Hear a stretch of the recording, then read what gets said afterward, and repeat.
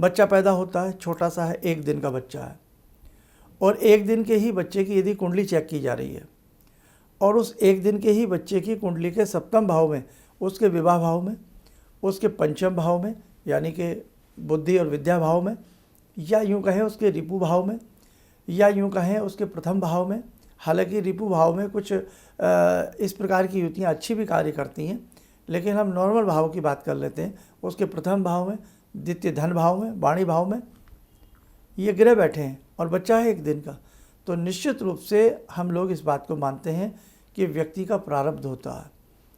वो बालक कोई ऐसा प्रारब्ध करके आया है कि जिससे सप्तम भाव में ये योग बन गया है और उसको विवाह से वंचित तक रहना पड़ सकता है, या उसको नाना भांति की दिक्कतें जीवन में झेलनी पड़ सकती है।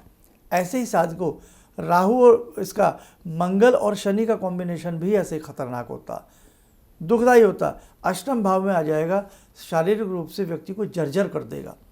एक्सीडेंटल प्रॉब्लम उस व्यक्ति के साथ अनेकों प्रकार की घट सकती हैं, विकलांगता तक उस व्यक्ति के जीवन में उत्पन्न हो सकती है। लेकिन मैं फिर यही कहूँगा कि ये ग्रह हैं, ये योग हैं, हर चीज़ का सवाल है तो उसका आंसर भी है, उत्तर भी दिया गया है। तो आप यदि इन ग्रहों के अच्छे से कोई ना कोई उपाय कर लेते हैं, वक्त रहते किसी मर्मज्ञ को जन्म पत्रिका दिखा ली जाती है, और जन्म पत्रिका नहीं है तो हाथ की रेखाएं दिखा ली जाती हैं, तो उन सब चीज़ों का उपाय आ जाता है। मोटा मोटी एक चीज़ तो मैं आपको बता ही दूँ कि सूर्य और शनि की युति यदि किसी भी जातक की जन्मांक में हो, किसी भी भाव में हो, उस जातक को गायत्री मंत्र बहुत भाव से पढ़ना चाहिए।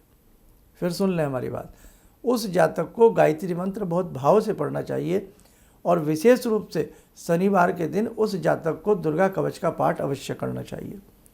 दुर्गा कवच का पाठ अनेकों प्रकार के बाधाओं से, कुटिल ग्रहों की दृष्टि से हमें बचाता है। दशों दिशाओं में हमारी रक्षा करता है दुर्गा कवच। तो दुर्गा कवच या तो प्रतिदिन पढ़ें, नहीं तो रविवार और शनिवार तो दुर्गा कवच जरूर पढ़ा जाए, क्योंकि आपकी कुंडली में शनि और सूर्य की युति बनी हुई है।